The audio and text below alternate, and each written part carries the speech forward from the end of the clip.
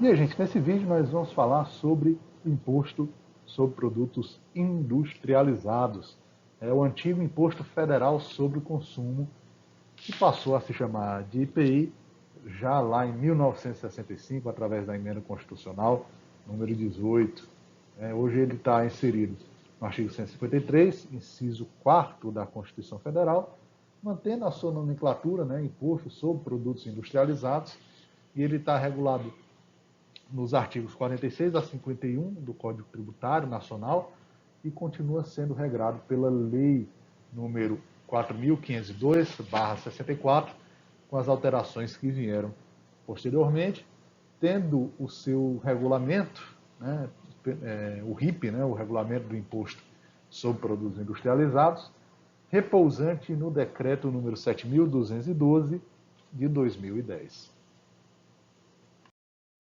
O IPI é um imposto que tem uma relevante característica arrecadatória e ele é utilizado de forma a custear não só a União Federal, mas também os entes federados. Então, 48% do IPI ele é dividido pelos entes federados na seguinte proporção: 21,5% para o Fundo de Participação dos Estados e Distrito Federal, 22,5% para o FPM, que é o Fundo de Participação dos Municípios, 3% para financiamento de setores produtivos no Norte, Nordeste e Centro-Oeste, e 1% repassado também ao FPM nos primeiros 10 dias do mês de dezembro de cada ano. Então, você vê aí que o IPI, na verdade, ele é um grande bolo que é distribuído por todos os entes federados, para que possam ali financiar as suas atividades. Dos valores trazidos lá, aliás, para o lado de cá, trazidos lá no slide anterior, a gente observa também que a União tem a obrigação de entregar 10% do produto da arrecadação do IPI, ou seja, daquilo que é arrecadado através desse imposto, aos estados e municípios. E aí essa divisão é feita de forma proporcional às exportações dos produtos industrializados. Conforme um estado exporta mais do que outro, ele vai receber um valor maior, desde que, é claro, a entidade federada, o estado, não receba um montante superior a 20% do que vai ser repartido. Ou seja, ele tem ali um teto, o máximo que ele vai receber é 20% desses 10% que serão repartidos entre todos os estados. É importante a gente observar também que o IPI exerce as duas funções, tanto a função fiscal quanto extra-fiscal. Ele é claro que é um imposto que tem um caráter eminentemente arrecadatório, até porque ele de fato arrecada bastante de dinheiro, e tem realmente essa característica de arrecadar, e tem a intenção de arrecadar, mas ele é seletivo quanto à essencialidade dos produtos. Ou seja, quanto mais essencial é o produto, menos será o valor do IPI. E ele também tributa mais aqueles produtos considerados supérfluos, o que causem noção à saúde, ao meio ambiente, como uma possibilidade de desestimular a utilização desses produtos. Basta ver, por exemplo, um imposto altíssimo sobre a produção de cigarros. A ideia é justamente tornar o cigarro tão caro que as pessoas parem de fumar. Então, o fato gerador do imposto sobre produtos industrializados reside na industrialização do bem. Considera-se industrializado aquele bem ou produto que tenha sido submetido a qualquer operação que lhe modifique a natureza ou a finalidade, ou aperfeiçoe para o consumo humano. Evidentemente que há uma crítica enorme com relação ao artigo 4º do Decreto 7.212, porque ele alarga em demasia aquilo que estaria previsto, que seria possível de tributação através do IPI, chegando ao ponto de ultrapassar as próprias diretrizes do Código Tributário nacional. Né? Então, a doutrina ela critica bastante o artigo 4º por conta dessa abertura que ele dá, uma abertura maior ainda do que aquela dada pelo Código Tributário. Já o artigo 5º do mesmo decreto vai trazer as hipóteses de não incidência do IPI, vai dizer quando não incide o imposto. A gente vai falar sobre o elemento temporal do imposto, né? Vamos falar aí dos elementos do imposto sobre produtos industrializados. O primeiro deles, o elemento temporal. Uma vez que ocorra a industrialização do produto, né, que ele passe a ser considerado industrializado, considera-se que o IPI vai incidir a partir do momento do desembaraço aduaneiro, quando ele estiver vindo do exterior, né, quando ele estiver sendo importado. Existe uma discussão doutrinária sobre a possibilidade de aplicação do IPI nesses casos, porque, para parte da doutrina, na verdade, seria como se o imposto incidisse de forma extraterritorial, ou seja, como se ele incidisse no estrangeiro. Né? E aí se diria, na verdade, que ocorreria uma espécie de bitributação, né? Porque você paga o imposto de importação, né, e pagaria também o IPI, né? Sendo que, na verdade,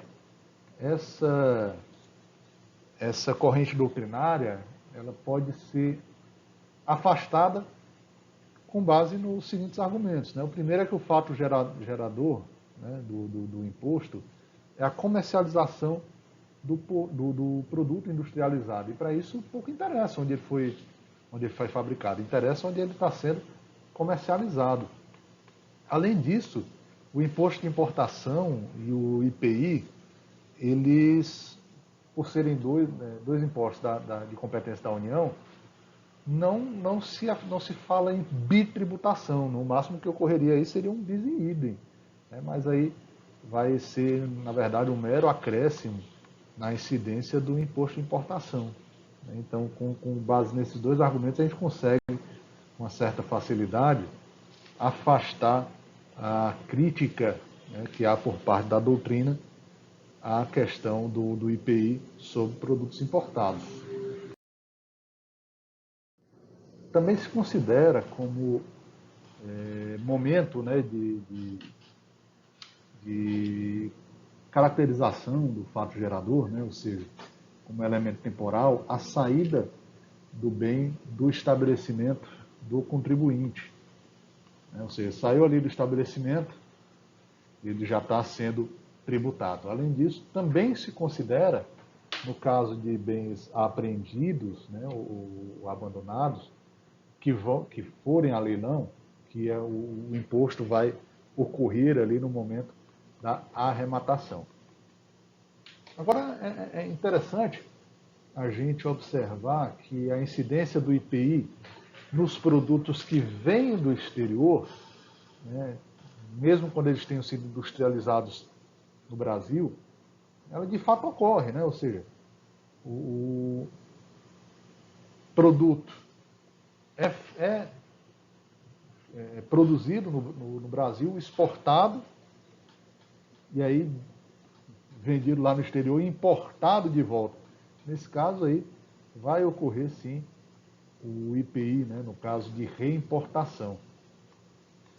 A lógica é simples, né, porque na verdade, se não fosse dessa forma, haveria ali uma burla ao interesse do fisco, né, da Receita Federal, já que muitos contribuintes iriam fazer isso, né, remeter o produto para fora para depois importar, já que esses produtos não iam ser tributados na saída e não seriam objetos de imposto de importação, já que não se tributaria, né, o reingresso, né, do produto industrializado. Então, para evitar essa malandragem, né,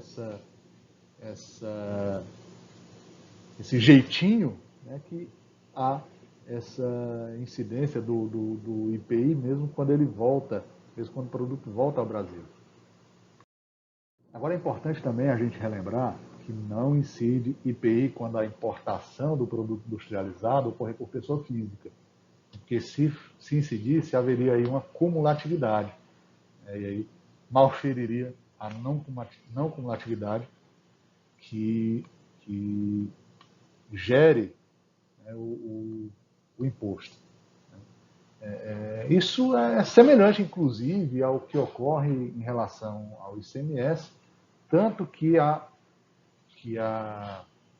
Constituição Federal passou a permitir a incidência do tributo estadual. Né? Se você for lá no artigo 155, parágrafo 2º, a linha A, você vai ver que é permitida a incidência do ICMS.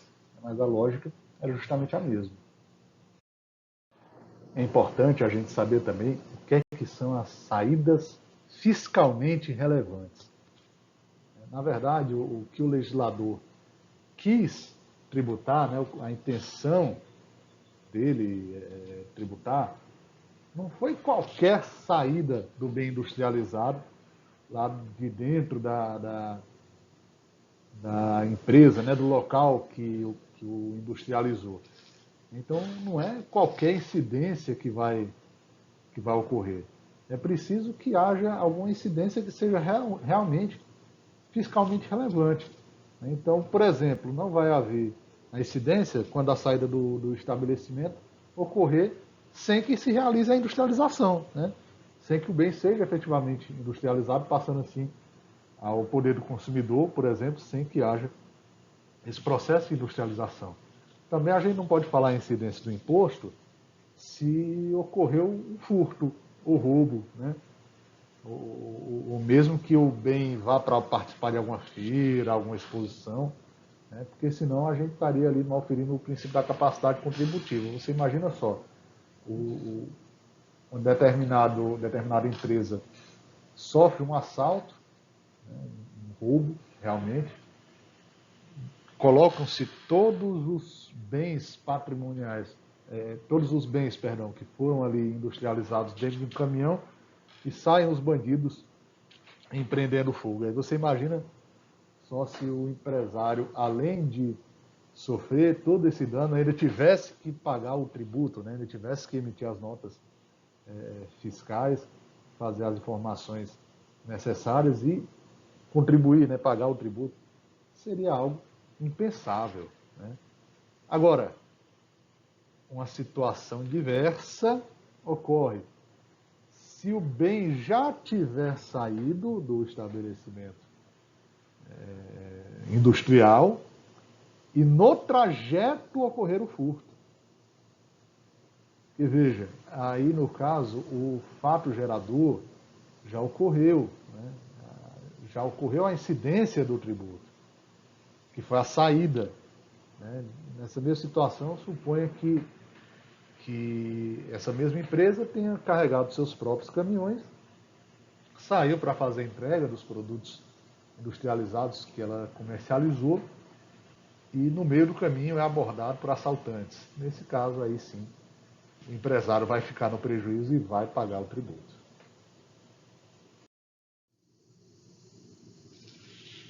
Ainda sobre saídas fiscalmente relevantes, é importante a gente dizer que o STJ reviu um posicionamento que ele já tinha lançado antes de 2002, né, aplicando a teoria dos valores. O STJ passou a considerar não haver incidência do IPI no caso de extravio de produto, né, mesmo antes quanto após a saída. Né? Se o produto foi extraviado, aí não haverá também a incidência de IPI nesse caso. Outra situação interessante ocorre quando a gente está falando da transformação de bens de forma personalizada.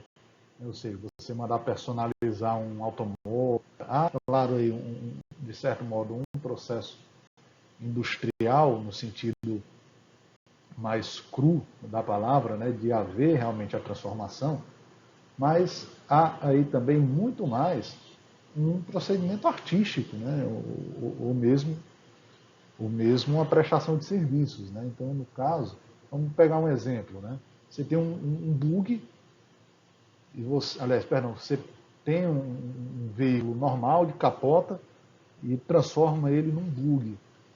Nesse caso, você está fazendo uma personalização no bem, onde a pessoa, na verdade, está lhe prestando um serviço, né? Ela não está realmente industrializando.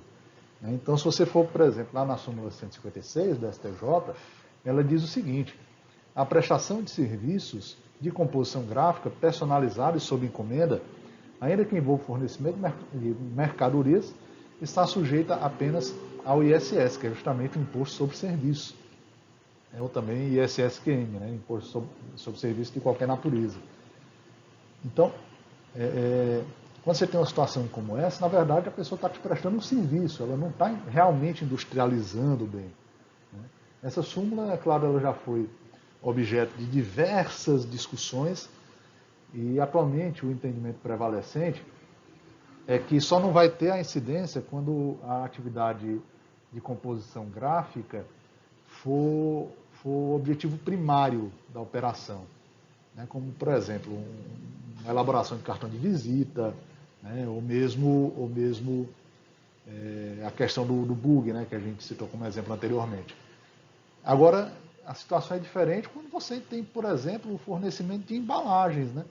Ninguém compra a embalagem pela embalagem, você compra a embalagem pelo produto que está dentro da embalagem. Então, aquilo ali que está nela exposto são meras informações secundárias, são coisas meramente secundárias para o que se realmente pretende, que é a produção e venda do produto, né, daquilo que está inserido. Por exemplo, um pacote de arroz, o que interessa é o arroz que está ali dentro, não é a embalagem. Né? Então, nesse caso, há também a incidência do IPI. Também é importante nós falarmos sobre as imunidades aplicáveis ao imposto sobre produtos industrializados. Nós temos a imunidade prevista no artigo 153, parágrafo 3º da Constituição, diz o seguinte: compete à União instituir impostos sobre, inciso 4º, produtos industrializados. Aí, quando você vai no parágrafo 3º, ele diz: o imposto previsto no inciso 4º, que é o IPI, e o inciso 3º do parágrafo 3º diz: não incidirá sobre produtos industrializados destinados ao exterior. Por sua vez, o artigo 150 vai tratar ali das entidades imunes. Nesse caso, também as entidades imunes não pagarão o imposto sobre produtos industrializados. Agora, é interessante que não cabe ao comprador arguir a imunidade tributária, né, a imunidade com relação ao produto. Não é o comprador que argue isso. Quem argue é quem produz, né, ainda que o comprador seja o destinatário da imunidade, né, mas não cabe a ele fazer essa arguição, somente ao produtor. Assim fala a súmula 591 do Supremo Tribunal Federal. A imunidade ou isenção tributária do comprador não se estende ao produtor, contribuinte do imposto sobre produtos industrializados. E a base de cálculo? Qual que é a base de cálculo do imposto sobre produtos industrializados? Depende, né? No caso do produto industrializado que é importado, a base de cálculo é a mesma do imposto de importação, ou seja, corresponde ao custo efetivo da operação acrescida do valor do próprio imposto de importação, além das taxas alfandegárias, né, e dos encargos. Né? Isso você tira lá do artigo 47, inciso 1º, do Código Tributário Nacional. Ou seja, a base de cálculo do IPI é o custo total da operação. Né? Novamente, ou seja, infelizmente, os demais tributos compõem a base do IPI. Agora, no caso de operações internas, né, que talvez seja a grande maioria, né, dos casos, o que nós vamos ter a base de cálculo com base também no valor de operação, no preço praticado do produto e na falta do preço corrente do produto no mercado atacadista, né? Claro, ali na praça do fabricante ou do importador. Então, se não houver um valor da operação, se vê a média dos preços que são operados no mercado. Já o selo especial trata-se de uma verdadeira obrigação acessória, né? Ou seja, o contribuinte é obrigado a colocar nos produtos industrializados um selo de controle quantitativo, né? Ou seja, ele coloca ali um selo que traz informações sobre o quantitativo daquele produto, né? E esse selo ele dá suporte ao fisco na sua fiscalização. Evidentemente que antigamente, né, esse selo costumava ser gratuito, né? Infelizmente passou a ser cobrado. Mas claro que o contribuinte não vai ficar 100% no prejuízo. Ele paga pelo selo e esse valor é deduzido dos gastos quando for ali fazer o recolhimento do PIS e COFINS e do PASEP. Tá? Vai fazer ali uma espécie de compensação e no PIS, COFINS e PASEP vai ser subtraído esse valor. E a tabela de incidência do ATIP, está lá no decreto 6.006, ela varia de 0 a 300%. Né? E caso haja necessidade de majoração, pode ocorrer por legal, né? E deve se levar em consideração a essencialidade, né, do produto industrializado, ou seja, você vai levar em consideração se aquele produto ele é mais essencial à vida humana, ao bem-estar das pessoas, ou se ele é mais supérfluo, né? Quanto mais essencial, tanto menor será a alíquota. E essa técnica justamente permite que o IPI, que é um imposto que ele não incide diretamente, ou seja, aliás, perdão, que ele é um imposto indireto, ele onere em menor escala aqueles produtos que são tidos por essenciais, ou seja, os produtos que são mais necessários à sobrevivência humana, mais necessários à existência do ser humano, eles têm uma tributação menor, né? E aqueles que são mais supérfluos têm uma tributação muito mais salgada. Por isso você vê, por exemplo, os jogos de videogame com tributação tão salgada, né, enquanto outros produtos têm uma tributação bem menor. É interessante a gente relembrar também que a Constituição Federal, no seu artigo 153, parágrafo 3º, inciso 2º, ela diz que o IPI ele não é cumulativo, ou seja, vai se compensando o que for devido em cada operação com o que for cobrado nas operações anteriores.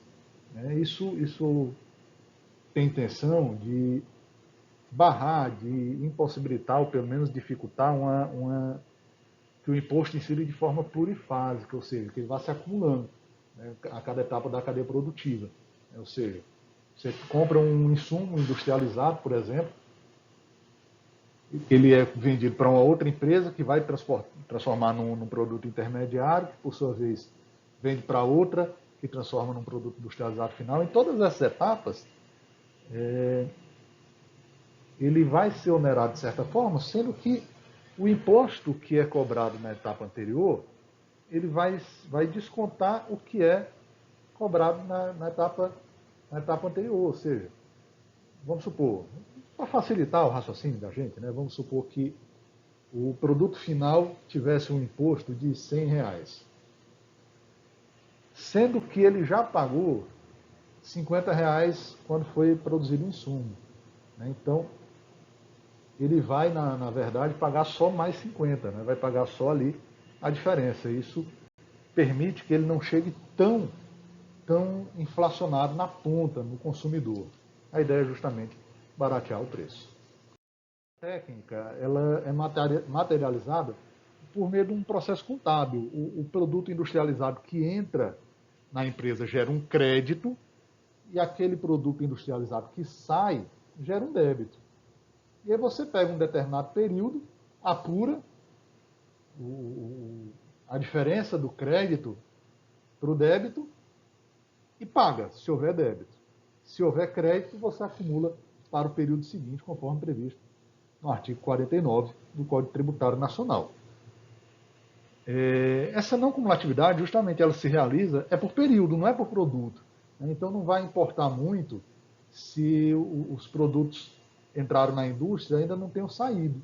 O que se leva em conta é a movimentação total da indústria. Né? Não importa se aquele produto entrou ontem e não saiu, se entrou ano passado e não saiu ainda. O que vai importar ali é a movimentação industrial.